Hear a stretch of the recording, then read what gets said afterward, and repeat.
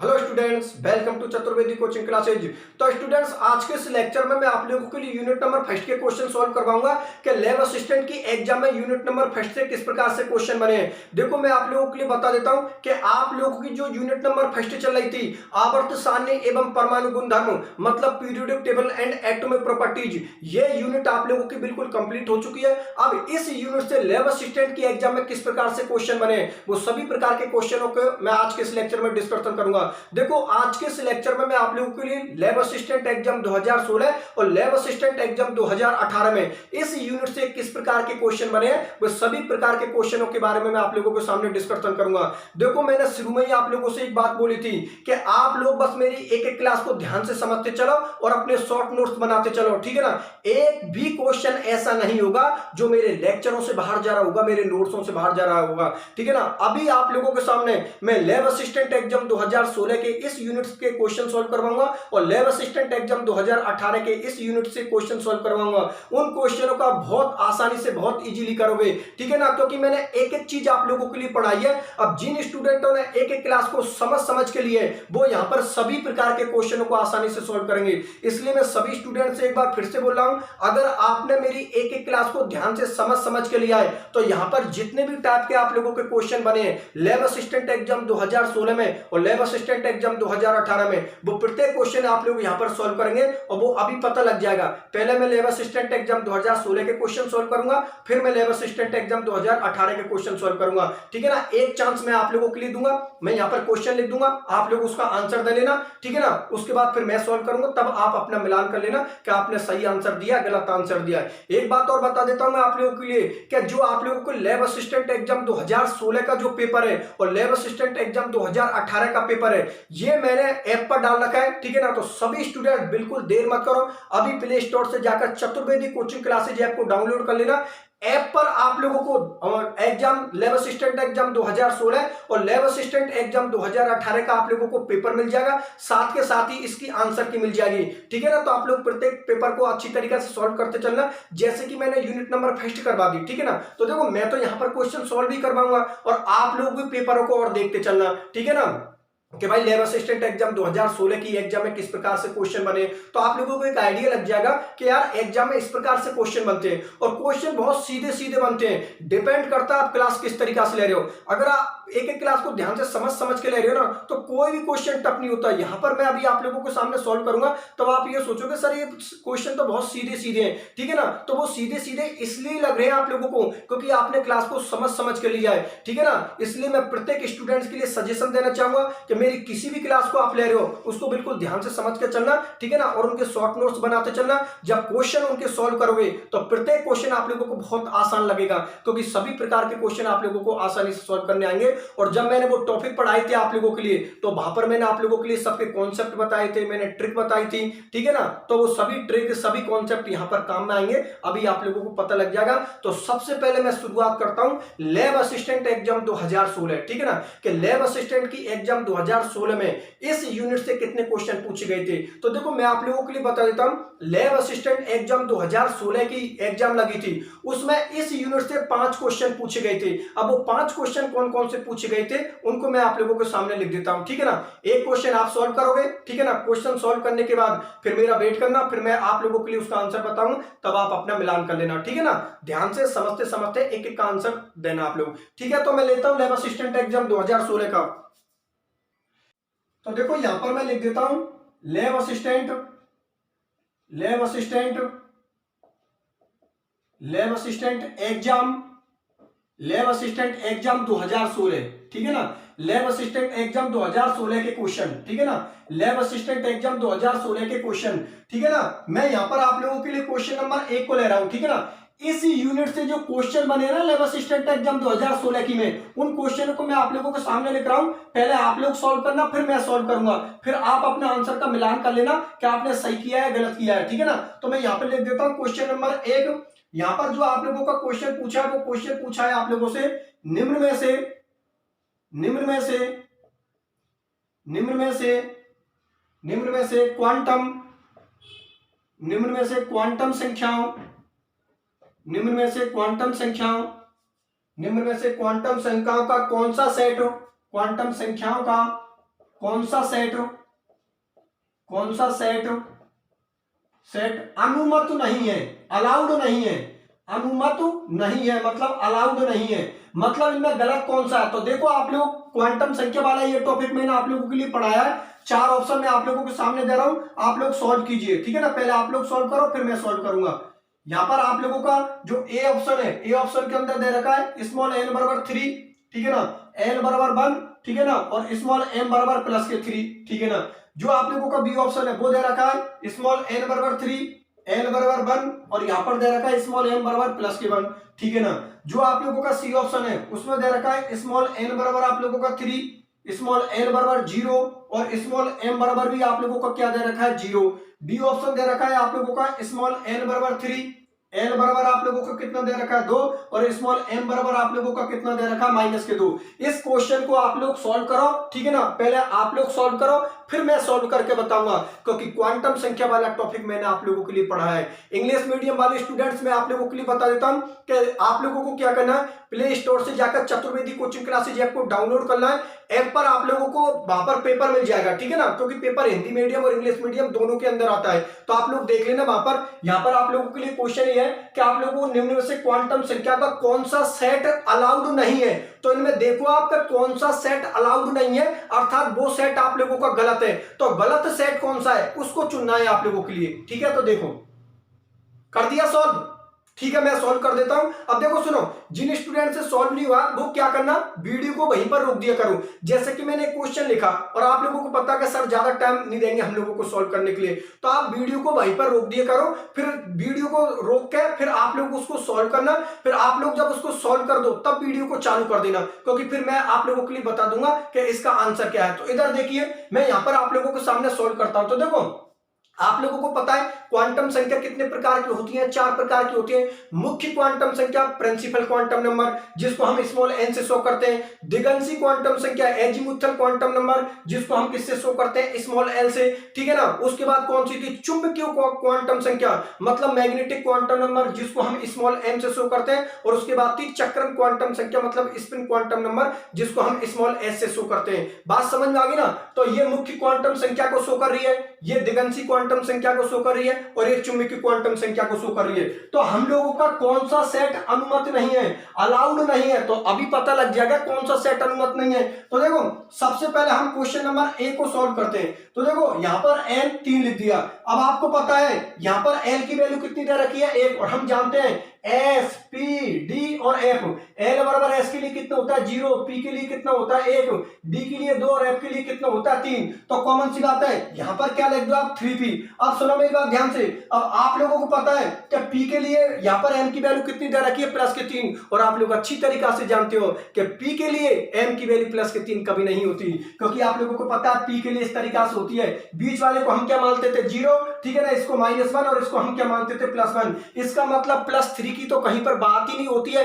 +3 तो किसके अंदर आता है, f ऑर्बिटल के अंदर, क्योंकि ये तो कौन सी हो गई आप लोगों की p, और आप लोगों को पता है उसके बाद जो आप लोगों की d होती है, ठीक है ना, जो आप लोगों की d होती है 0, यहां पर +1, यहां पर +2, यहां पर -1, यहां पर -2, ठीक है ना। तो ये p हो गई आप लोगों की, ये कौन सी हो गई d, और f के अंदर आता है आप लोगों का +3, ठीक है ना।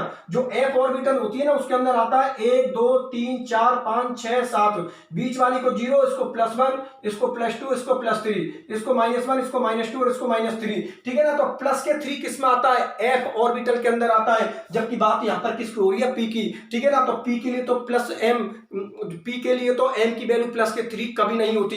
इसका मतलब आप लोगों का जो अनुमत सेट नहीं है वो आप लोगों का कौन सा नहीं है, a। तो आप लोगों का यहां पर जो आंसर होगा वो आंसर आप लोगों को क्या होगा, a। पहले तो ये बात बता, मेरी बात आप लोग समझ में आई नहीं आई। अब देखो हमने आंसर a दे दिया, लेकिन और ऑप्शनों को और देख लेते हैं, ठीक है ना।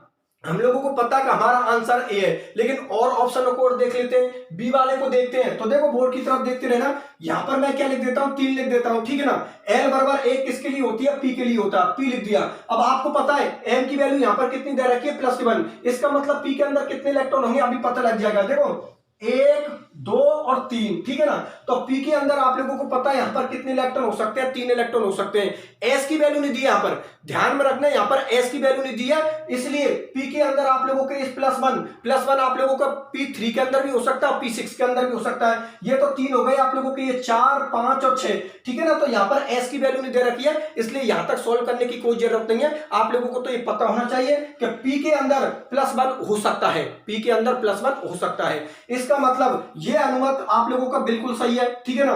मतलब ये जो आप लोगों का सेट है ये बिल्कुल सेट सही है आप लोगों का, ठीक है ना। जबकि क्वेश्चन में हम लोगों से क्या पूछा है कि जो सेट अलाउड नहीं है वो पूछा है आप लोगों को, ठीक है ना। तो देखो ये सेट अलाउड नहीं है, ये तो अलाउड है, ऐसा तो होता है, क्योंकि आप लोगों को पता है n बराबर 3 लिख दिया, एल के लिए 1 किसके लिए होती है, पी के लिए, और m +1 पी के लिए हो सकता है। इसका मतलब ये तो सही है। चलो इस वाले को चेक करते हैं। इस वाले को देखो यहां पर n क्या दे रखा है, 3 दे रखा है, चलो ठीक है। l की वैल्यू क्या दे रखी है, 0 दे रखी है, 0 किसके लिए होती है, s के लिए होती है। यहां पर s लिख दो, और आप लोगों को पता है कि s के लिए m की वैल्यू 0 हो सकती है, बिल्कुल हो सकती है। इसका मतलब ये सेट भी आप लोगों का बिल्कुल सही है। मैं d वाले को देखता हूं, तो देखो यहां पर n की वैल्यू कितनी दे रखी है, 3 दे रखी है, l बराबर 2 दे रखा है, और l बराबर 2 किसके लिए है, d के लिए, ठीक है ना। और m के लिए -2, तो आप लोगों को पता है कि d के लिए -2 हो सकता है। इसका मतलब ये तीनों सेट तो आपके बिल्कुल सही है, ठीक है ना। लेकिन क्वेश्चन क्या है कि सेट अनुमत नहीं है, मतलब कौन सा सेट आपका अलाउड नहीं है, गलत सेट कौन सा है। तो आप लोगों का जो आंसर होगा वो ए होगा, क्योंकि आप लोगों को पता है कि n की वैल्यू 3 हो सकती है, p के लिए l की वैल्यू 1 होती है, लेकिन आप लोगों को पता है कि p के लिए m की वैल्यू +3 कभी नहीं होती, क्योंकि ये +3 तो किसके लिए होती है, f ऑर्बिटल के लिए होती है। मेरी बात आप लोग समझ में आ गई ना। तो कौन सा सेट अलाउड नहीं है, इसका मतलब आपका आंसर क्या होगा, ए होगा। और एक बात और सुनो आप लोग ऑप्शन काटना सीखो।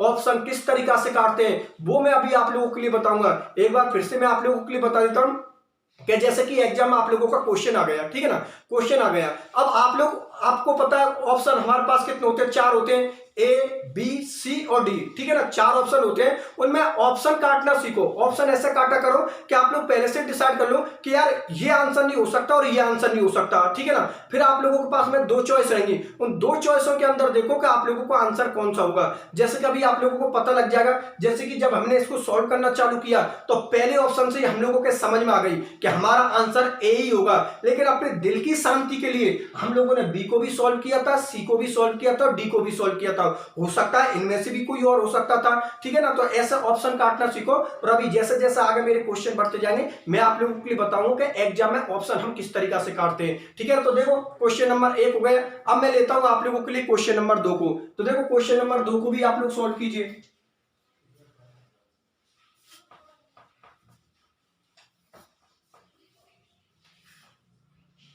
अब देखो मैं आप लोगों के सामने यहां पर क्वेश्चन नंबर 2 को लेता हूं, ठीक है ना।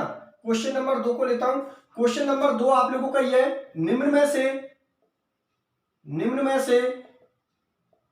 में से सत्य कथन है, मतलब कौन सा आंसर आप लोगों का करेक्ट है, ठीक है ना। निम्न में से कौन सा आंसर आप लोगों का सही है। मैं 4 ऑप्शन दे रहा हूं।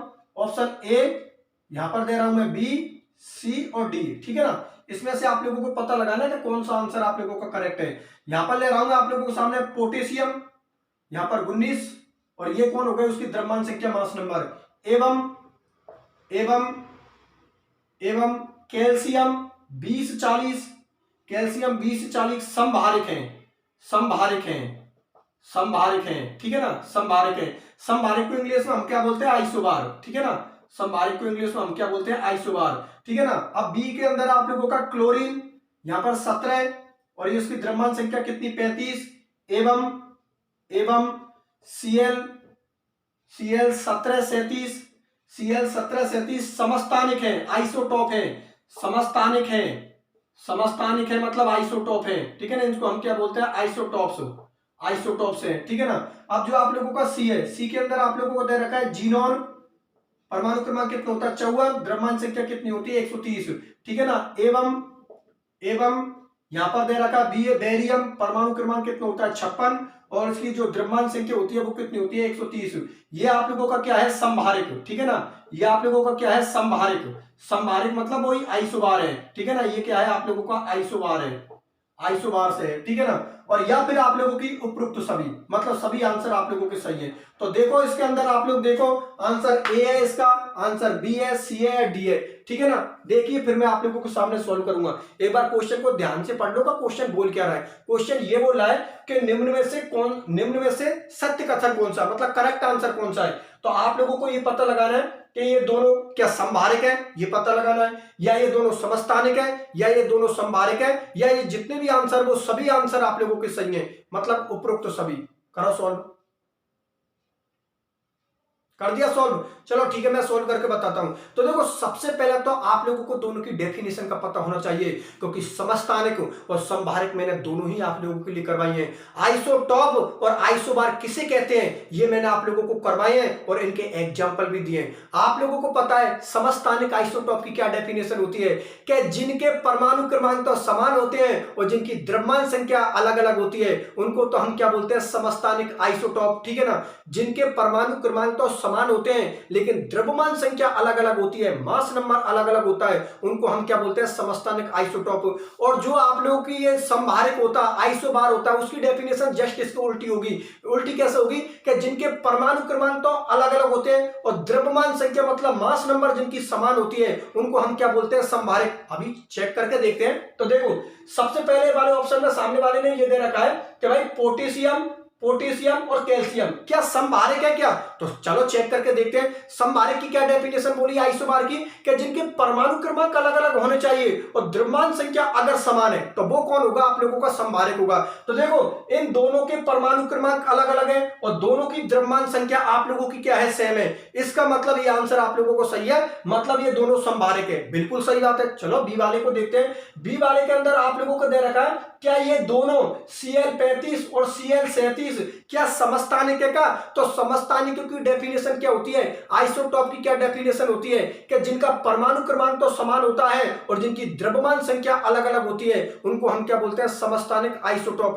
मतलब जिनका जो एटॉमिक नंबर होता है वो तो समान होता है, मास नंबर अगर अलग अलग है तो वो कौन होंगे, समस्थानिक मतलब आइसोटॉप। चलो चेक करके देखते हैं। तो देखो दोनों का परमाणु क्रमांक समान है, बिल्कुल सही बात है, और दोनों की द्रव्यमान संख्या अलग अलग है, इसका मतलब ये दोनों ही कौन है, समस्थानिक है, आइसोटॉप है। तो ये आंसर भी आप लोगों का सही है। चलो ठीक है, तीसरे वाले को देखते हैं। तो देखो क्या ये दोनों, ये जीनोन और बेरियम क्या संभारक है। तो चलो देखते हैं संभारक की क्या डेफिनेशन है, कि जिनके परमाणु क्रमांक तो क्या होते हैं, अलग अलग, ठीक है ना, और द्रव्यमान संख्या क्या होती है, समान। तो देखो इन दोनों के परमाणु क्रमांक अलग अलग है, जीनोन का 54 होता है और बेरियम का 56 होता है, लेकिन दोनों की जो द्रव्यमान संख्या इसकी भी 130 है और इसकी भी 130 है। इसका मतलब ये दोनों ही कौन है, संभारक है, आइसोबार है। तो देखो ये भी सही है आप लोगों का, ये भी सही है आप लोगों का, ये भी सही है, तीनों ही आप लोगों के सही है। तो जो आप लोगों का एग्जाम में आंसर होगा वो आंसर क्या होगा, आप लोगों का डी, उपरोक्त सभी, मतलब सभी आंसर आप लोगों के सही है। पहले तो ये बात होता है, मेरी बात आप लोग समझ में आई,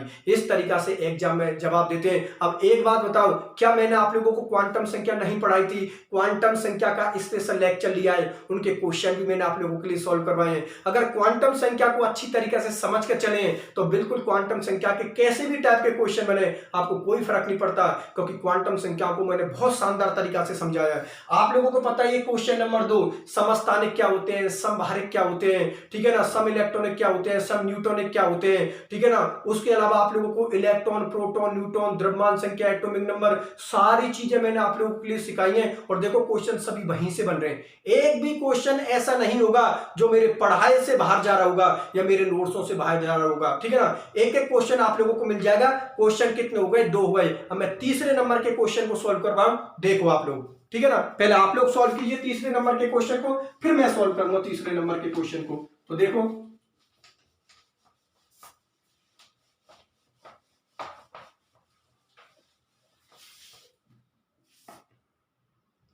क्वेश्चन नंबर तीसरा है आप लोगों का, यहां पर क्वेश्चन नंबर तीसरा है आप लोगों का, इलेक्ट्रॉनिक विन्यास मतलब इलेक्ट्रॉनिक कॉन्फ़िगरेशन, इलेक्ट्रॉनिक विन्यास, इलेक्ट्रॉनिक कॉन्फ़िगरेशन, इलेक्ट्रॉनिक विन्यास 1s2 2s2, इलेक्ट्रॉनिक विन्यास 1s2 2s2, 2px2 2py2, ठीक है ना। और ये हो गया आप लोगों का 2pz0।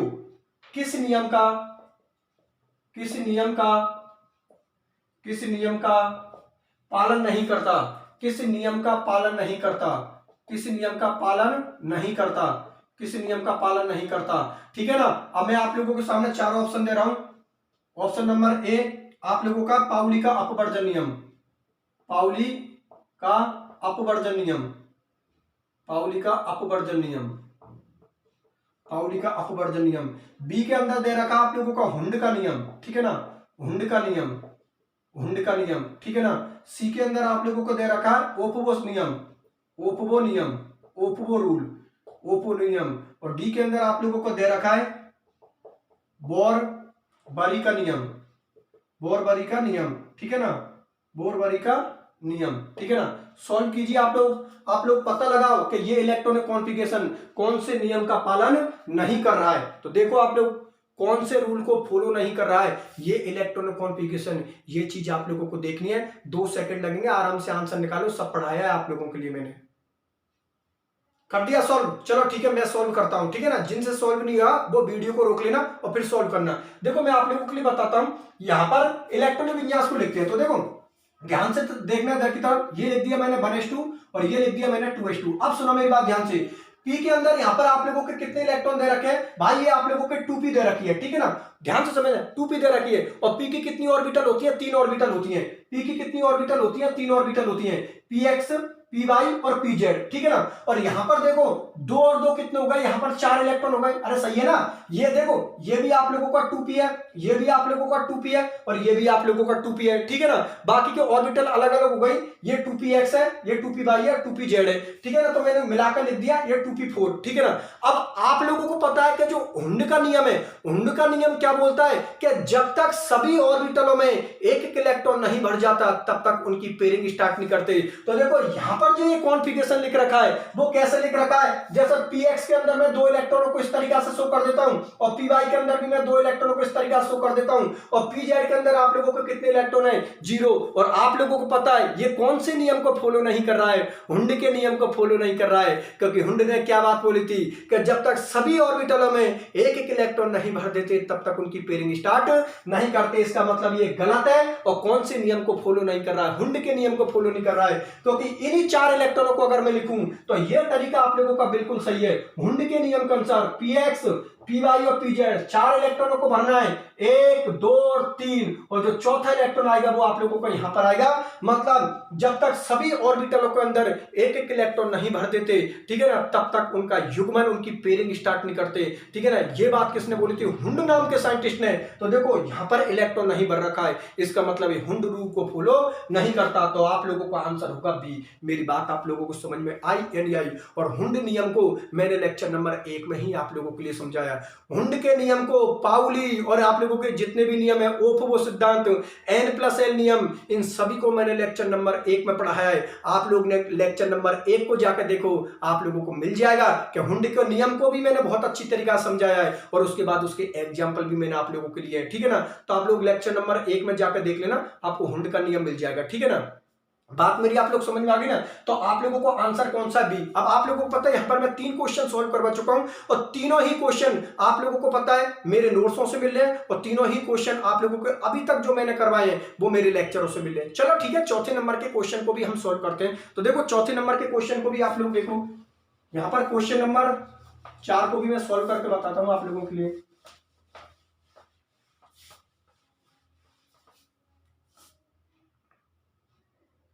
तो देखो यहां पर मैं आप लोगों के सामने क्वेश्चन नंबर 4 को ले रहा हूं, ठीक है ना। क्वेश्चन नंबर आप लोगों को 4 है, निम्न में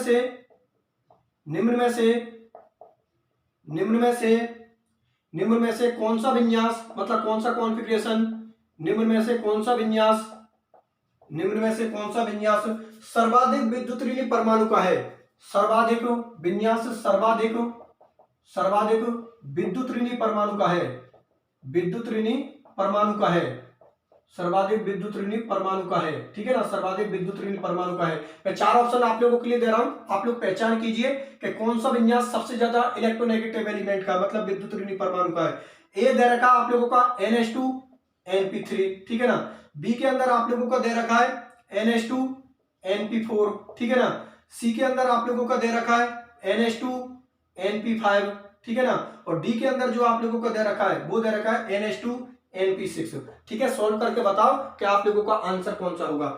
ठीक है ना, सॉल्व करो, फिर मैं आप लोगों को सामने सॉल्व करूंगा।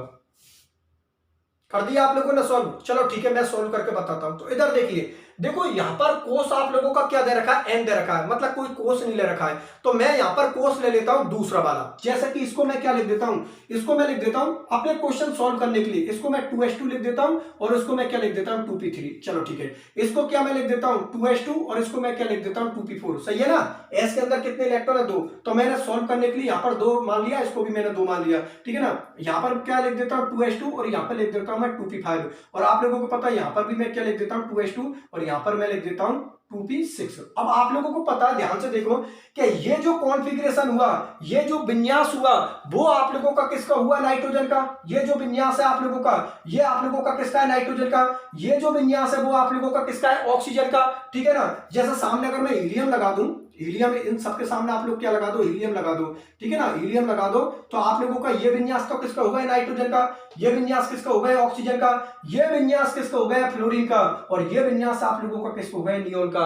अब आप लोगों को अच्छी तरीका से पता है कि पूरी आवर्त सारणी में, पूरी पीरियोडिक टेबल में सबसे विद्युत ऋणात्मक तत्व, सबसे इलेक्ट्रोनेगेटिव एलिमेंट कौन होता है, फ्लोरीन। ये मैंने आप लोगों के लिए बताया। तो बिल्कुल सोचो मत हो, आप लोगों का आंसर होगा वो क्या होगा, सी होगा। इसमें तो कोई दिक्कत वाली बात ही नहीं है, क्योंकि हम अच्छी तरीका से जानते हैं कि फ्लोरीन की जो विद्युत ऋणता होती है, फ्लोरीन की जो इलेक्ट्रोनेगेटिविटी होती है, वो पूरी आवर्त सारणी में सबसे ज्यादा होती है। मेरी बात आप लोग समझ में आ गई ना। तो विन्यास में आप लोग पहचान कीजिए, ये विन्यास किसका हुआ, नाइट्रोजन का हुआ। जैसे कि 2 यहां पर दे रखे हैं, 3 यहां पर दे रखी है, तो इससे पहले 1s आएगा। तो 2 और 2 कितने हो गए, 4 और 3 कितने होते हैं, 7 इलेक्ट्रॉन किसमें होते हैं, नाइट्रोजन में। फिर यहां पर मैंने 1s मान लेता हूं। ठीक है ना, तो 2 तो 1s के हो गए, 2 किसके हो गए 2p के, और 4 किसके हो गए, p के हो गए। तो 4 तो s के हो गए, 4p के, 4 और 4 कितने होते हैं, 8 इलेक्ट्रॉन कितने होते हैं ऑक्सीजन में। और देखो यहां पर वही 1s, तो 2 तो 1s के हो गए, 2 2s के हो गए, 2 और 2 4, और 5 किसके हो गए, आप लोगों के p के हो गए। 4 और 5 कितने होते हैं, 9।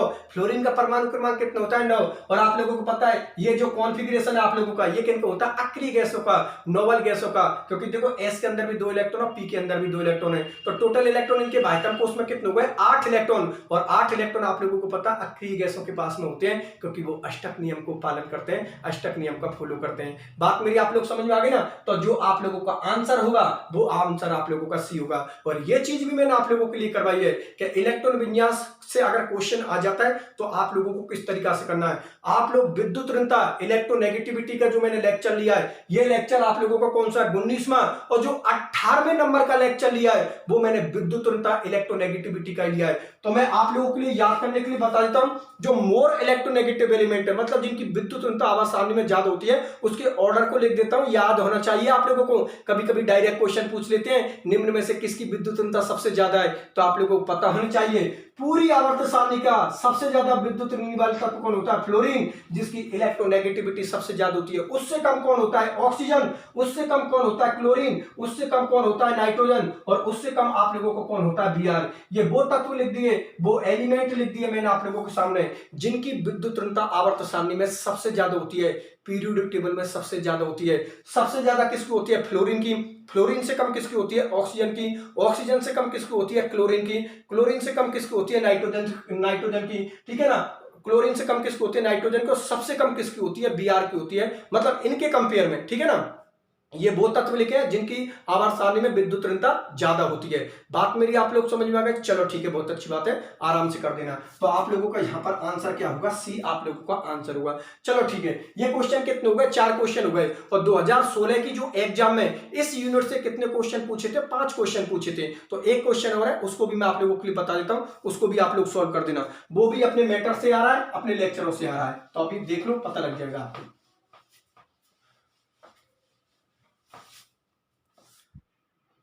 क्वेश्चन नंबर आप लोगों का 5वां हो गया। क्वेश्चन नंबर जो आप लोगों का 5वां है वो आप लोगों को दे रखा है, किसी परमाणु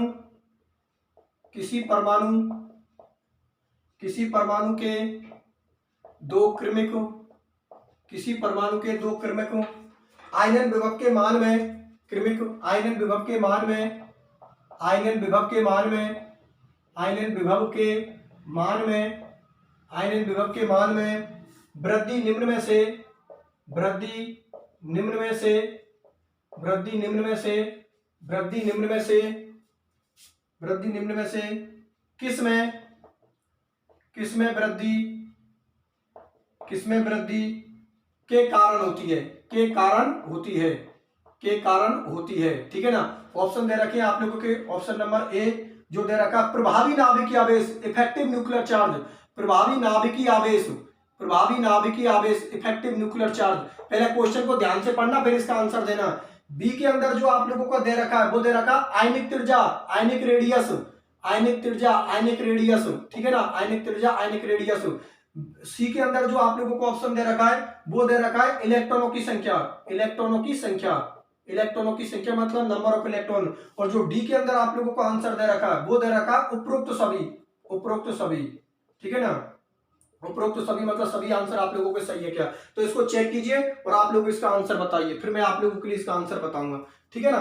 देखिए आप लोग पहले क्वेश्चन को ध्यान से पढ़ लो, क्वेश्चन बोल क्या रहा है। मैं आप लोगों के लिए बता देता हूं कि क्वेश्चन बोल क्या रहा है। क्वेश्चन ये बोल रहा है कि किसी परमाणु के दो क्रमिक आयनन विभवों के मानों में वृद्धि निम्न में से किस में वृद्धि के कारण होती है। मतलब ये जो आप लोगों के तीन आप लोगों के सामने दे रखे हैं, तो आयनन विभव के मानों को, आयोनाइजेशन पोटेंशियल के मानों को कौन बढ़ाता है। तो आप लोग अच्छी तरीका से जानते हो कि आप लोगों को पता है कि अगर प्रभावी नाभिकीय आवेश बढ़ेगा, इफेक्टिव न्यूक्लियर चार्ज बढ़ेगा, तो आयनन विभव के मान बढ़ेंगे। और ये चीज मैंने आप लोगों को जब आयनन विभव पढ़ाया था तब मैंने आप लोगों के लिए बताया था कि जब हम एक आवर्त में लेफ्ट से राइट की ओर जाते हैं, एक आवर्त में जब हम लेफ्ट से राइट की ओर जाते हैं तो प्रभावी नाभिकीय आवेश बढ़ता है। प्रभावी नाभिकीय आवेश अर्थात जिसको जेड इफेक्ट बोलते हो, प्रभावी नाभिकीय आवेश इंग्लिश में इसको क्या बोलते हैं, इफेक्टिव न्यूक्लियर चार्ज अगर बढ़ेगा तो आप लोगों को पता है कि जो आयनन विभव होता है, आयोनाइजेशन पोटेंशियल होता है, वो भी आप लोगों का बढ़ता है। क्योंकि आयनन विभव की डेफिनेशन क्या होती है कि बाह्यतम कोश से इलेक्ट्रॉन निकालने के लिए जो एनर्जी देते हैं उस एनर्जी को ही हम लोग क्या बोलते हैं, आयनन विभव, आयोनाइजेशन पोटेंशियल। तो एक बात बताओ, प्रभावी नाभिकीय आवेश को नाभिक इलेक्ट्रॉन पर लगाएगा, इलेक्ट्रॉन पर लगाएगा तो इलेक्ट्रॉन नाभिक के बिल्कुल पास में आ जाएंगे और ऐसे इलेक्ट्रॉन को निकालने के लिए आपको ज्यादा एनर्जी देनी पड़ेगी। और अगर एनर्जी ज्यादा देनी पड़ेगी तो आईपी के मान बढ़ जाएंगे, आयनन विभव के मान बढ़ जाएंगे। और ये सारी चीजों को मैंने बहुत अच्छी तरीके से समझाया था जब मैंने आप लोगों को आयनन विभव, आयोनाइजेशन पोटेंशियल को पढ़ाया था। पहले तो ये बात बताई, बात आप लोग समझ में आ गई। तो ये 5 क्वेश्चन आप लोगों की लैब असिस्टेंट एग्जाम 2016 में पूछे। अब मुझे एक बात बता, ये चीज मैं आप ही से पूछता हूं, ये 5 क्वेश्चन जो अभी आप लोगों से लैब असिस्टेंट एग्जाम 2016 के पूछे, क्या मेरे नोट्सों से बाहर जा रहे हैं क्या? एक एक लेक्चर में से चीज आ रही है और पूरे नोट्सों से पूरा मैटर आ रहा है। ठीक है ना, तभी तो मैंने आप लोगों से बोली थी कि ये प्रॉमिस मैं आप लोगों से करता हूं कि आप एक एक चीज को ध्यान से समझते समझते चलोगे, ठीक है ना, अपने शॉर्ट नोट्स बनाते चलोगे तो क्वेश्चनों को इतनी आसानी से सॉल्व करोगे कि आप लोगों को ऐसा लगेगा यार ये क्वेश्चन तो बहुत सीधे सीधे हैं। क्वेश्चन सीधे इसलिए लग रहे हैं क्योंकि चीजें आप लोगों के समझ में आ रही है, एक एक चीज का कॉन्सेप्ट बताया, ट्रिक बताई है और उनके क्वेश्चन भी मैंने आप लोगों के लिए सॉल्व करवाए हैं, तब जाके क्वेश्चन आसानी से सॉल्व हो रहे हैं। बात समझ में आ गई? चलो ठीक है, अब ये होती है लैब असिस्टेंट एग्जाम 2016। अब जो मैं क्वेश्चन सॉल्व करवाऊंगा वो मैं क्वेश्चन सॉल्व करवाऊंगा लैब असिस्टेंट एग्जाम 2018 के। 2018 में आप लोगों से 4 क्वेश्चन पूछे थे, चारों क्वेश्चनों को बता दूंगा मैं आप लोगों के लिए। सबसे पहले आप सॉल्व करोगे फिर मैं सॉल्व करूंगा। तो यहां पर लिख देता हूं लैब असिस्टेंट एग्जाम 2000, यहां पर लिख देता हूं लैब असिस्टेंट एग्जाम 2018। ठीक है ना, तो 2018 की एग्जाम के क्वेश्चन आप लोग सॉल्व कीजिए। के क्वेश्चन यहां पर लिख देता हूं के क्वेश्चन।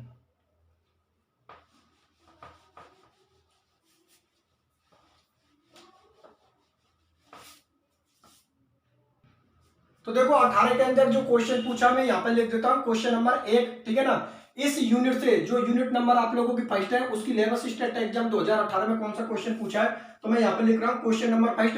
यहां पर दे रखा है क्वेश्चन नंबर फर्स्ट में आप लोगों का तत्वों जैसे कि कार्बन है, यहाँ पर नाइट्रोजन दे रखा है, फास्फोरस दे रखा है, सल्फर, ठीक है ना, के परमाणु आकारों का,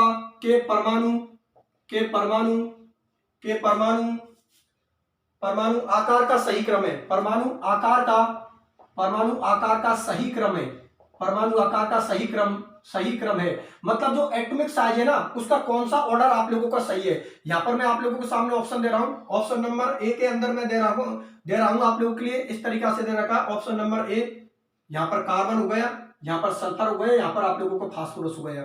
ऑप्शन नंबर बी को हम लोग देखते हैं, तो ऑप्शन नंबर बी के अंदर देखो यहां पर दे रखा है नाइट्रोजन, यहां पर कार्बन, यहां पर फास्फोरस और यहां पर किसको दे रखा है, सल्फर को। ऑप्शन नंबर सी के अंदर आप लोगों को दे रखा है कार्बन, यहाँ पर दे रखा है आप लोगों को नाइट्रोजन, यहाँ पर सल्फर, और यहाँ पर किसको दे रखा है, फास्फोरस को। ऑप्शन नंबर डी के अंदर जो आप लोगों को दे रखा है, यहाँ पर कार्बन को दे रखा है, ठीक है ना, यहाँ पर आप लोगों को नाइट्रोजन को दे रखा है, यहाँ पर आप लोगों को फास्फोरस का दे रखा है, और यहाँ पर आप लोगों का किसका दे रखा है, सल्फर का। क्वेश्चन को सॉल्व कीजिए। मैं एक बार फिर से आप लोगों के लिए बता देता हूं, ये क्वेश्चन लैब असिस्टेंट एग्जाम 2018 में पूछा था। वो आप लोगों से ये 4 एलिमेंट आप लोगों के सामने दे दिए, इनका साइज का ऑर्डर क्या होगा, आकार का क्या क्रम होगा, वो आप लोगों को पता लगाना है। और अब मैं आप लोगों के लिए सिखाऊंगा कि एग्जाम में ऑप्शन कैसे काटते हैं, जिससे कि हम लोगों को आंसर देने में आसानी हो। तो सॉल्व कीजिए। कर दिया सॉल्व, चलो ठीक है। इस क्वेश्चन को मैं सॉल्व करके बताता हूं। देखो मैंने आप लोगों को आकार का टॉपिक भी पढ़ाया, साइज का टॉपिक भी पढ़ाया। अब देखो ध्यान से समझना, आप लोगों को पता है कि जब हम एक आवर्त में लेफ्ट से राइट की ओर जाते हैं तो आप लोगों को पता है जेड इफेक्ट अर्थात प्रभावी नाभिकीय आवेश बढ़ता है। और अगर प्रभावी नाभिकीय आवेश बढ़ेगा तो नाभिक का इलेक्ट्रॉन पर आकर्षण बल ज्यादा काम करेगा, तो जो आप लोगों का आकार है अर्थात जो आप लोगों का साइज है वो साइज आप लोगों का घट जाएगा। ये बात तो किसकी होती है, एक आवर्त की। लेकिन जब हम एक वर्ग में जाते हैं ऊपर से नीचे की ओर, तो आप लोगों को पता है कि वर्ग में ऊपर से नीचे की ओर जाएंगे तो कोषों की संख्या बढ़ेगी, ठीक है ना। वर्ग में ऊपर से नीचे की ओर जाते हैं तो कोषों की संख्या बढ़ती है, कोषों की संख्या इंक्रीज होती है, मतलब बढ़ती है, ठीक है ना। कोषों की संख्या अगर बढ़ेगी तो आकार आप लोगों का बढ़ेगा, आकार आप लोगों को बढ़ेगा। अब देखो ध्यान से समझो, ऑप्शन काटना बताता हूं कि एग्जाम में ऑप्शन किस तरीका से करते हैं। तो देखो आप लोगों को पता है कि जिसकी विद्युत ऋणता ज्यादा होती है उसके आकार छोटे होते हैं। तो देखो यहां पर सबसे ज्यादा, इन चारों के अंदर सबसे ज्यादा जो विद्युत ऋणता होती है वो किसकी होती है, नाइट्रोजन की। इस वक्त यहां पर इन चारों के अंदर सबसे ज्यादा जो विद्युत ऋणता है, इलेक्ट्रोनेगेटिविटी है, वो किसकी है, नाइट्रोजन की। तो एक बात तो क्लियर हो गई कि नाइट्रोजन के साइज इन सब में छोटे होंगे, ठीक है ना। इन चारों के अंदर जो सबसे छोटा आकार है वो कौन है, नाइट्रोजन का। तो जहां पर नाइट्रोजन का आकार सबसे छोटा कर रखा है वो आप लोगों के आंसर हो सकते हैं, और अगर इनके अलावा कुछ और है वो आप लोगों के आंसर नहीं हो सकते।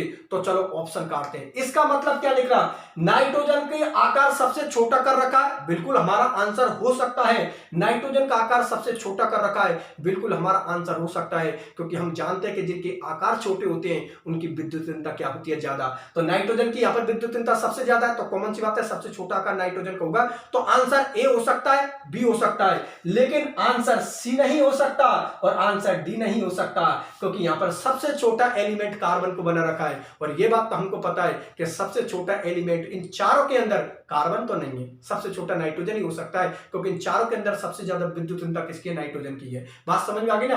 तो ऑप्शन सी को काट दिया और डी को काट दिया। एक बात तो क्लियर हो गई कि सी और डी तो हम लोगों के आंसर हो ही नहीं सकते।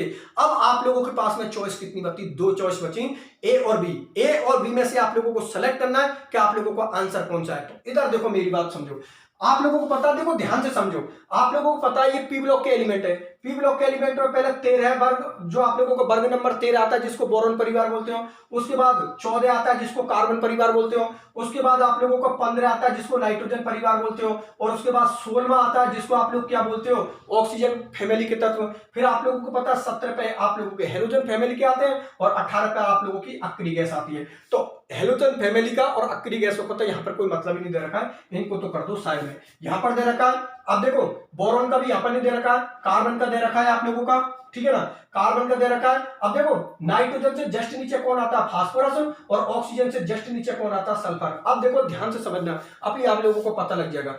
यहां पर आप लोगों का कौन है, नाइट्रोजन, और नाइट्रोजन के जस्ट नीचे आप लोगों को कौन है, फास्फोरस। यहां पर आप लोगों को ऑक्सीजन है और ऑक्सीजन के जस्ट नीचे ही आप लोगों का सल्फर है। वो मैं क्या बोल रहा हूं कि जब एक आवर्त में लेफ्ट से राइट की ओर जाते हैं तो आकार घटता है। इसका मतलब समझिए आप लोगों के कि सबसे छोटा आकार आप लोगों का किसको होगा, नाइट्रोजन का, क्योंकि विद्युत ऋणता सबसे ज्यादा किसकी है, नाइट्रोजन की। बात समझ में आ गई, तो नाइट्रोजन को लिख दो। अब आप लोगों को पता है कि भाई हम लेफ्ट से राइट की ओर जा रहे हैं, ठीक है ना, लेफ्ट से राइट की ओर जाते तो आकार घट रहा है और ऊपर से नीचे की ओर जा रहे हैं तो आकार बढ़ रहा है। तो कॉमन सी बात है, अब नंबर आप लोगों का किसका आएगा, कार्बन का आएगा, ठीक है ना। अब आप लोगों का नंबर किसका आएगा, कार्बन का आएगा। मतलब नाइट्रोजन से बड़ा साइज किसको होता है, कार्बन का, ठीक है। अब बात करते हैं फास्फोरस की और सल्फर की। तो आप लोगों को पता है अब बड़ा आकार आप लोगों का किसका होगा, अब बड़ा आकार किसका होगा, सल्फर का होगा, ठीक है ना। अब बड़ा आकार किसका होगा, सल्फर का, और जो सबसे बड़ा आकार होगा वो किसका होगा, आप लोगों का फास्फोरस का। मेरी बात आप लोग समझ में आई है नहीं आई, क्योंकि आप लोगों को पता है, जैसे कि पहले इन दोनों के अंदर सेलेक्ट कर लो, कि पहले आप लोगों इन दोनों में देख लो, क्योंकि आप लोगों को पता है कि ये आप लोगों का आवर्त है और उसके जस्ट नीचे आप लोगों का ये आवर्त है। तो ऊपर से नीचे की ओर जाने पर कोष बढ़ रहे तो आकार बढ़ेगा। इसका मतलब कार्बन से और नाइट्रोजन से बड़े साइज किसको होंगे? फास्फोरस को, सल्फर के। लेकिन फास्फोरस और सल्फर में भी देखो किसका बड़ा आकार है। तो एक बात बताओ यार, जब लेफ्ट से राइट की ओर जा रहे हैं तो आकार क्या है? घट रहे हैं। इसका मतलब बड़ा आकार किसका होगा? फास्फोरस का। और छोटा आकार किसका होगा? सल्फर का। भाई इनके दोनों के अंदर देखो आप लोग, फिर इन दोनों के अंदर देखो, तो हम ऐसे तो बोले कि जब हम लेफ्ट से राइट की ओर जा रहे हैं तो आकार घट रहा है। इसका मतलब अब आप लोगों को पता है इधर से इधर जा रहा आकार घट रहा है, तो सबसे छोटा आकार किसका होगा? नाइट्रोजन का होगा। नाइट्रोजन को लिख दिया। फिर किसका होगा? उस नाइट्रोजन से बड़ा आकार किसका होगा? कार्बन का होगा। इन दोनों की हो गई। अब नीचे के वर्ग में आ जाओ, नीचे के वर्ग में आ जाओ। अब कौन मिल गया? फास्फोरस मिल गया, सल्फर मिल गया। अब इधर से जड़ जाने पर आकार घट रहा है, तो कॉमन सी बात है, अब नंबर छोटा आकार किसका होगा? सल्फर का, और बड़ा आकार किसका होगा? फास्फोरस का। तो इस ऑर्डर को देख लो, अगर इसके अंदर जो आप लोगों का आंसर है वही आप लोगों का आंसर है। चेक करते हैं, फास्फोरस, सल्फर, कार्बन और नाइट्रोजन, और अब आपका आंसर होगा ए। मेरी बात आप लोग समझ में आई है नहीं आई? ये पता होना चाहिए। अरे भाई ये वर्ग ऊपर वाला है, ये वर्ग नीचे वाला है, और ऊपर से नीचे की ओर जाने पर कोषों की संख्या बढ़ती है, और कोषों की संख्या बढ़ेगी तो आकार बढ़ेगा। इसीलिए आप लोगों के फास्फोरस और नाइट्रोजन में से जो आप लोगों का फास्फोरस और सल्फर है, इनमें बड़ा आकार मैंने किसका बताया? फास्फोरस का। छोटा आकार किसका होता है? सल्फर का। उससे छोटा आकार किसका होता है? कार्बन का। और इन चारों में सबसे छोटा आकार यहाँ पर किसका है? नाइट्रोजन का। मेरी बात आप लोग समझ में आ गई? तो आप लोगों का आंसर होगा ए। ये चीज भी मैंने आप लोगों के लिए बहुत अच्छी तरीका से पढ़ाई है। जब मैंने आपको परमाणु त्रिज्या और आयनिक त्रिज्या पढ़ाई तो वहां पर देखना सारी चीजों को मैंने बहुत अच्छी तरीका से एक्सप्लेन किया है। बात समझ में आ गई? चलो ठीक है, ये क्वेश्चन नंबर 1 हो गया। चलो ठीक है, क्वेश्चन नंबर 2 को भी मैं आप लोगों के सामने सॉल्व करके बताता हूँ। देखो क्वेश्चन नंबर 2 के अंदर क्या दे रखा है आप लोगों के लिए। ऑप्शन काटना सीखो। जिसको ऑप्शन काटना आता है ना उसकी कभी भी नेगेटिव नहीं होगी, बहुत ही कम नेगेटिव करेगा वो तो। अगला क्वेश्चन दे रखा है आप लोगों का क्वेश्चन नंबर 2। यहां पर मैं क्वेश्चन नंबर 2 दे रहा हूं, ठीक है ना। यहां पर आधुनिक आवर्त सारणी, आधुनिक आवर्त सारणी, आधुनिक आवर्त सारणी मतलब मॉडर्न पीरियोडिक टेबल। आधुनिक आवर्त सारणी, आधुनिक आवर्त सारणी में, आधुनिक आवर्त सारणी में आवर्त, पहले क्वेश्चन को ध्यान से पढ़ लेना। आधुनिक आवर्त सारणी में आवर्त निम्नलिखित में से, निम्नलिखित में से, निम्नलिखित में से, निम्नलिखित में से किसको व्यक्त करता है? किसको व्यक्त करता है? किसको व्यक्त करता है? किसको व्यक्त करता है? ठीक है ना, किसको व्यक्त करता है। और ऑप्शन है आप लोगों के, ऑप्शन नंबर ए के अंदर दे रखा है परमाणु संख्या मतलब परमाणु क्रमांक, जिसको एटॉमिक नंबर बोलते हो। बी के अंदर आप लोगों को दे रखा है परमाणु द्रव्यमान, ठीक है ना, मतलब मास नंबर। परमाणु द्रव्यमान मतलब मास नंबर। सी के अंदर जो आप लोगों का दे रखा है मुख्य क्वांटम संख्या, प्रिंसिपल क्वांटम नंबर। मुख्य क्वांटम संख्या, मुख्य क्वांटम संख्या मतलब प्रिंसिपल क्वांटम नंबर। और डी के अंदर जो आप लोगों को दे रखा है वो दे रखा है दिगंशी क्वांटम संख्या, ठीक है ना। डी के अंदर जो आप लोगों को दे रखा है वो क्या दे रखा है? दिगंशी क्वांटम संख्या, दिगंशी क्वांटम संख्या, दिगंशी क्वांटम संख्या मतलब एजीमुथल क्वांटम नंबर। अब आप लोग बताओ इसका आंसर कौन सा होगा आप लोगों का, फिर मैं आप लोगों के सामने सॉल्व करूंगा। देखो एक बार फिर से समझना, ज्यादा उलायती विस्मित मत बनना, पहले क्वेश्चन को ध्यान से पढ़ना क्या क्वेश्चन बोल क्या रहा है। क्वेश्चन ये बोल रहा है कि जो आधुनिक आवर्त सारणी है, मॉडर्न पीरियोडिक टेबल है, उसमें आवर्त निम्नलिखित में से किसको व्यक्त करता है। अब इसका आंसर देना है आप लोगों को। इंग्लिश मीडियम वाले हो, इसको एटॉमिक नंबर बोलते हैं, इसको मास नंबर बोलते हैं, इसको क्या बोलते हैं? प्रिंसिपल क्वांटम नंबर, उसको एजीमुथल क्वांटम नंबर। अब इसमें आंसर दो, कौन सा आंसर आप लोगों का, फिर मैं सॉल्व करके बताऊंगा। और ये कौन हो गया आवर्त आप लोगों का, कौन हो गया? पीरियड। और ये कौन हो गया आप लोगों का? मॉडर्न पीरियोडिक टेबल, ठीक है ना। अब मैं आप लोगों के लिए इसको सॉल्व करके बताता हूं, तो देखो पूरा ध्यान बोर्ड की तरफ रखना। काफी स्टूडेंटों ने इसका आंसर किया होगा, वो क्या किया होगा? परमाणु संख्या मतलब परमाणु क्रमांक को किया होगा, ठीक है ना। मैं यहाँ पर लिख देता हूं क्रमांक, ठीक है ना, कुछ स्टूडेंट कंफ्यूज हो रहे होंगे। क्रमांक, काफी स्टूडेंटों ने तो ये किया होगा कि इसका आंसर तो परमाणु क्रमांक होगा, क्योंकि सर ने तो ये बताई है कि जो आधुनिक आवर्त सारणी है, जो मौजूदा की आवर्त सारणी है, वो परमाणु क्रमांक पर डिपेंड करती है, अर्थात एटॉमिक नंबर पर डिपेंड करती है। और जो आप लोगों का मौजूदा है उसकी आवर्त सारणी किस पर डिपेंड करती है? द्रव्यमान संख्या पर, मास नंबर पर। तो जिन स्टूडेंटों ने आंसर ए किया है उनका आंसर ये गलत है। इसका जो आंसर होगा वो आंसर होगा इसका सी, मुख्य क्वांटम संख्या, प्रिंसिपल क्वांटम नंबर। अरे भाई यही तो बोला हूं, पहले क्वेश्चन को ध्यान से पढ़ लो, क्वेश्चन को ध्यान से पढ़ लो।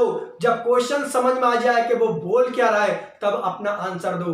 क्वेश्चन ये नहीं पूछ रहा है आप लोगों से वो कि भाई जो आप लोगों की आधुनिक आवर्त सारणी है वो किस पर डिपेंड है, तब तो आप लोगों का आंसर होता परमाणु क्रमांक, एटॉमिक नंबर। लेकिन वो पूछ क्या रहा है? वो ये पूछ रहा है कि आधुनिक आवर्त सारणी में जो आवर्त होता है, पीरियड होता है, निम्नलिखित में किसको व्यक्त करता है? अरे यार कोषों को व्यक्त करता है। आवर्त बोल दो या कोष बोल दो, ठीक है ना, कोषों को व्यक्त करता है। और मैंने जब आप लोगों को क्वांटम संख्या पढ़ाई थी तो मुख्य क्वांटम संख्या प्रिंसिपल क्वांटम नंबर में एक बात बोली थी कि मुख्य क्वांटम संख्या प्रिंसिपल क्वांटम नंबर कोषों का निर्धारण करती है। जो मुख्य क्वांटम संख्या होती है ये किसका निर्धारण करती है? कोषों का निर्धारण करती है। ये देख लेना लेक्चर को, क्वांटम संख्या कोषों का निर्धारण करती है, ठीक है ना। जब मैंने आप लोगों को क्वांटम संख्या पढ़ाई थी, क्वांटम नंबर पढ़ाए थे, तो जब मुख्य क्वांटम संख्या प्रिंसिपल क्वांटम नंबर पढ़ाई थी तब एक बात बोली थी कि मुख्य क्वांटम संख्या कोषों का निर्धारण करती है, ठीक है ना, सेल का निर्धारण करती है। तो इसका आंसर होगा आप लोगों का सी, मुख्य क्वांटम संख्या प्रिंसिपल क्वांटम नंबर। मेरी बात आप लोगों को समझ में आई या नहीं आई? परमाणु क्रमांक मत करना, क्योंकि सामने वाला आप लोगों से ये नहीं पूछ रहा है कि आधुनिक आवर्त सारणी किस पर डिपेंड है, तब तो आप लोगों का परमाणु क्रमांक होता है। सामने वाला आवर्त की बात कर रहा है, पीरियड की बात कर रहा है, तो पीरियड की बात कर लो या कोषों की बात कर लो, बात किसकी होगी? मुख्य क्वांटम संख्या की, प्रिंसिपल क्वांटम नंबर की, ठीक है ना। ये क्वेश्चन आप लोगों का 2 हो गया। अब मैं क्वेश्चन नंबर 3 को लेता हूं। तो देखो क्वेश्चन नंबर 3 को भी देख लो आप लोग, जो आप लोगों से लैब असिस्टेंट एग्जाम 2018 में पूछा है।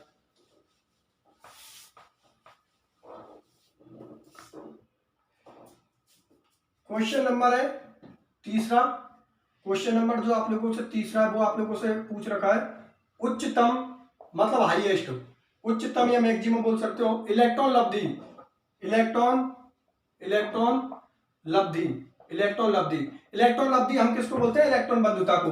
इलेक्ट्रॉन लब्धि मैं समझाने के लिए लिख देता हूं, इलेक्ट्रॉन बंधुता, ठीक है ना। ये कौन हो गई? इलेक्ट्रॉन बंधुता। इंग्लिश में इसको हम क्या बोलते हैं? इलेक्ट्रॉन एफिनिटी, ठीक है ना। उच्चतम इलेक्ट्रॉन लब्धि, इलेक्ट्रॉन बंधुता बाला तत्व है, ठीक है ना, बाला तत्व है, बाला तत्व है। तो देखो 4 ऑप्शन दे रहा हूं मैं आप लोगों के सामने। यहां पर क्वेश्चन नंबर जो आप लोगों को ऑप्शन नंबर ए है उसमें दे रखा है फ्लोरीन, ऑप्शन नंबर बी के अंदर दे रखा है क्लोरीन, ऑप्शन नंबर सी के अंदर दे रखा है ऑक्सीजन, और ऑप्शन नंबर डी के अंदर दे रखा है आप लोगों का नाइट्रोजन। आंसर दो आप लोग इसका, आंसर दो। इसका आंसर तो बहुत सीधा है यार, आप लोगों को पता है सामने वाला क्या पूछा है? उच्चतम मतलब मैक्सिमम इलेक्ट्रॉन लब्धि। इलेक्ट्रॉन लब्धि हम किसको बोलते हैं? इलेक्ट्रॉन बंधुता को, इलेक्ट्रॉन एफिनिटी को। तो यहां पर इलेक्ट्रॉन बंधुता सबसे ज्यादा किसकी है? इलेक्ट्रॉन एफिनिटी सबसे ज्यादा किसकी है? तो गौर से देखिए, ठीक है ना, कर दिया। तो देखो आप लोगों को पता है कि पूरी आवर्त सारणी में, पूरी पीरियोडिक टेबल में सबसे ज्यादा इलेक्ट्रॉन बंधुता, सबसे ज्यादा इलेक्ट्रॉन एफिनिटी वाला तत्व कौन होता है? क्लोरीन। इसका मतलब आपका आंसर इसका तो बी है। ये तो आप लोगों का आसानी से कर देना। देखो ये चीज सभी स्टूडेंट्स को पता होना चाहिए। मैंने एक एक चीज को आप लोगों के लिए बताया कि डायरेक्ट आप लोगों को क्वेश्चन बनेंगे। मैंने आप लोगों से क्या बात बताई थी कि पूरी आवर्त सारणी में सबसे बड़ा तत्व कौन होता है? सीजियम। सबसे छोटा तत्व कौन होता है? हाइड्रोजन। पूरी आवर्त सारणी में सबसे ज्यादा आयनन विभव किसका होता है? हीलियम का, ठीक है ना। सबसे ज्यादा आयनन विभव किसका होता है? हीलियम का। सबसे कम किसका होता है? सीजियम का, क्योंकि सीजियम का आकार बड़ा होता है, उसके इलेक्ट्रॉनों को हम आसानी से निकाल सकते हैं। इलेक्ट्रॉन बंधुता सबसे ज्यादा किसकी होती है पूरी आवर्त सारणी में? क्लोरीन की। और जब मैंने विद्युत ऋणता पढ़ाई थी, मतलब इलेक्ट्रोनेगेटिविटी पढ़ाई थी, तो पूरी आवर्त सारणी में सबसे ज्यादा विद्युत ऋण तत्व कौन होता है? फ्लोरीन। ये सारी चीजें आप लोगों को हर एक एटम के बारे में पता होना चाहिए कि किसका नेचर क्या है आवर्त सारणी के अंदर। मेरी बात आप लोग समझ में आ गई ना। तो कॉमन सी बात है, इलेक्ट्रॉन बंधुता, इलेक्ट्रॉन एफिनिटी पूरी आवर्त सारणी में सबसे ज्यादा किसकी होती है? क्लोरीन की होती है। क्वेश्चन ऐसा भी पूछ सकता है, कंफ्यूज मत हो जाए, इलेक्ट्रॉन गेन एंथैल्पी, ठीक है ना। इंग्लिश में हम इसको क्या बोलते हैं? Electron gain enthalpy. हिंदी में इलेक्ट्रॉन लब्धि नाम से आ जाए तो कंफ्यूज मत होना। इलेक्ट्रॉन लब्धि का मतलब होता है इलेक्ट्रॉन बंधुता को पूछ रहा है, ठीक है ना। आप पेपर में देख लेना, पेपर में इलेक्ट्रॉन लब्धि ही दे रखी है। ये तो मैंने समझाने के लिए यहाँ पर इलेक्ट्रॉन बंधुता दे दी आप लोगों के लिए, तो कंफ्यूज मत होना। इलेक्ट्रॉन लब्धि का मतलब होता है वो इलेक्ट्रॉन बंधुता, इलेक्ट्रॉन एफिनिटी को पूछ रहा है। और बाकी का आप लोग पेपर देख लेना, मैंने ऐप पर पेपर डाल रखा है। बात समझ में आ गई? इसका आंसर क्या होगा? सी, मतलब इलेक्ट्रॉन बंधुता सबसे ज्यादा किसकी होती है? क्लोरीन की। चलो ठीक है, मैं क्वेश्चन नंबर 4 को ले लेता हूं। 4 क्वेश्चन पूछे थे, तो क्वेश्चन नंबर 4 को लेकर इसको खत्म करता हूं।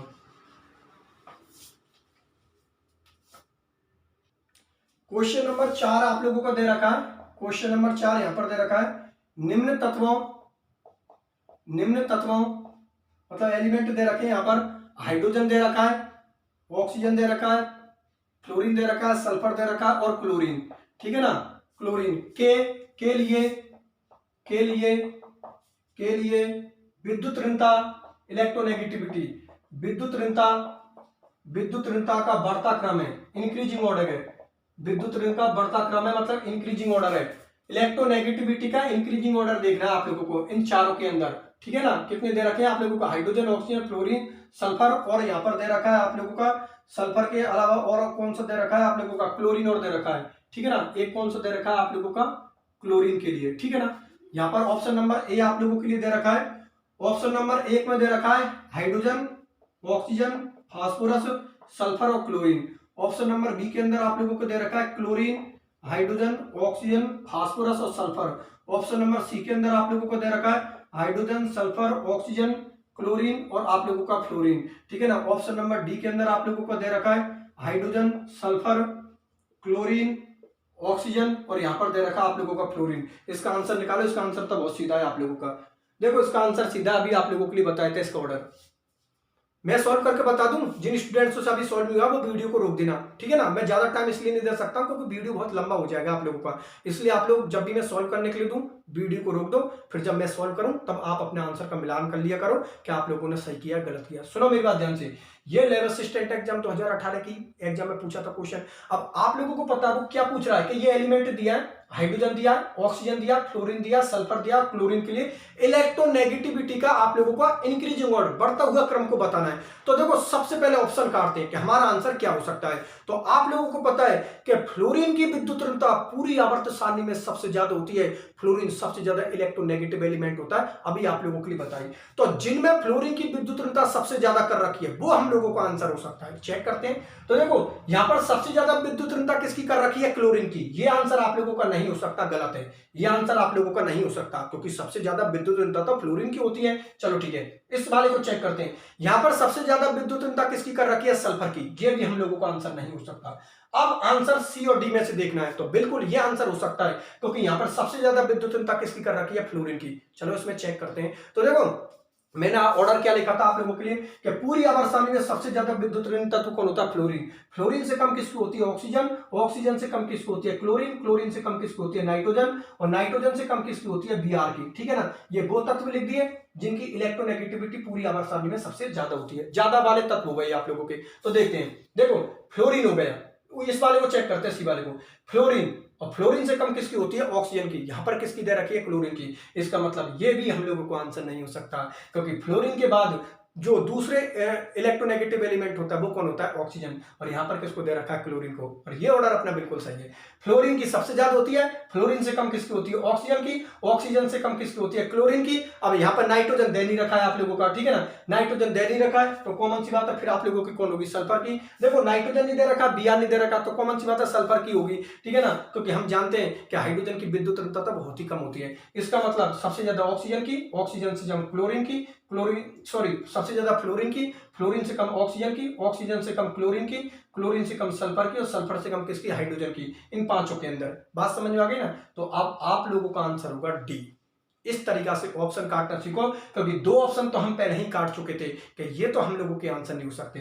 तीसरा ऑप्शन हमारा वैसे कट गया क्योंकि फ्लोरीन के बाद जो नंबर 2 एटम होता है वो कौन होता है, ऑक्सीजन होता है, जबकि यहां पर किसको दे रखा है, क्लोरीन को। इस प्रकार के क्वेश्चन आप लोगों के लैब असिस्टेंट एग्जाम 2016 और 2018 के अंदर पूछे गए थे। मेरी बात आप लोग समझ में आ गई ना। अब आप ही मुझे एक बात बताओ, जिन स्टूडेंटों ने सीक्वेंस में मेरे एक एक लेक्चर को लिया है और अपने शॉर्ट नोट्स बहुत अच्छी तरीका से बनाए हैं, अब मैं आप ही से पूछता हूं कोई सा भी क्वेश्चन ऐसा है जो मेरे नोट्सों से या मेरे लेक्चर से बाहर जा रहा है। एक एक आंसर, एक एक क्वेश्चन, सारे का सारा मैटर मेरे नोट्सों से आ रहा है। इसलिए मैं सभी स्टूडेंट्स के लिए सजेशन देना चाह रहा हूं कि वो लैब असिस्टेंट की प्रिपरेशन करते रहो, मेरे एक एक लेक्चर को ध्यान से समझते चलो, ठीक है ना। और अपने शॉर्ट नोट्स बनाते चलो। केमिस्ट्री के जितने भी आप लोगों के क्वेश्चन आएंगे वो सभी क्वेश्चन आप लोगों के सही होंगे। और इस बात को प्रूफ मैंने यूनिट नंबर फर्स्ट से करके बता दिया। यूनिट नंबर फर्स्ट का एक भी क्वेश्चन ऐसा नहीं था जो आप लोगों को मेरे नोट्सों से या मेरे मैटर से बाहर जा रहा है या मेरे लेक्चर से बाहर जा रहा है। पूरे के पूरे क्वेश्चन मिल गए, ठीक है ना। तो आगे आने वाली सभी यूनिटों को मैं इसी तरीका से करवाऊंगा। सबसे पहले हम क्या करेंगे, पूरी लेक्चर को अच्छी तरीका से देख लेंगे। फिर जब आप उनके क्वेश्चन सॉल्व करो तो बहुत आसानी से उनके क्वेश्चन को सॉल्व करोगे, ठीक है ना। कोई दिक्कत वाली बात नहीं है। फिर भी किसी स्टूडेंट को किसी टॉपिक में अगर कोई प्रॉब्लम होती है तो देखो कोचिंग का नंबर आप लोगों के लिए मैंने दे रखा है। बिल्कुल आप लोग मुझे कॉल कर सकते हो, व्हाट्सएप कर सकते हो, कमेंट सेक्शन में अपनी प्रॉब्लम को देख सकते हो। मेरी तरफ से आप लोगों के लिए जरूर रिप्लाई आएगा। बात समझ में आ गई ना। और जिन स्टूडेंटों के पास में नोट्स नहीं है, ठीक है ना, मेन सबसे ज्यादा क्या है, पेपर नहीं है। लैब असिस्टेंट एग्जाम 2016 और 2018 का जिनके पास में पेपर नहीं है, मैं एक बार फिर से बता देता हूं, ये पेपर मैंने चतुर्वेदी कोचिंग क्लासेज ऐप पर डाल रखे हैं। तो सभी स्टूडेंट प्ले स्टोर से जाकर चतुर्वेदी कोचिंग क्लासेज ऐप को डाउनलोड करो। ऐप पर आप लोगों को लैब असिस्टेंट एग्जाम 2016 और 18 का पेपर मिल जाएगा और उसकी आंसर की मिल जाएगी। सभी क्वेश्चनों को देख लेना आप लोग, और जैसे जैसे मैं यूनिट करवाता जाऊं वैसे वैसे उनके क्वेश्चन सॉल्व करते चलो। बहुत आसान आसान लगेंगे सभी क्वेश्चन आप लोगों के। ठीक है स्टूडेंट, मेरे साथ बने रहिए। जिन स्टूडेंटों ने अब तक चैनल को सब्सक्राइब नहीं किया है वो सभी स्टूडेंट चैनल को सब्सक्राइब कर देना, वीडियो को लाइक कर देना, और जितने भी आप लोगों के फ्रेंड हैं उन सभी फ्रेंडों के बीच में आप लोगों इसकी लिंक को शेयर कर देना, जिससे ज्यादा से ज्यादा स्टूडेंट्स इस यूट्यूब चैनल से जुड़ सकें। ठीक है स्टूडेंट्स, फिर मिलते हैं अगले लेक्चर में। धन्यवाद।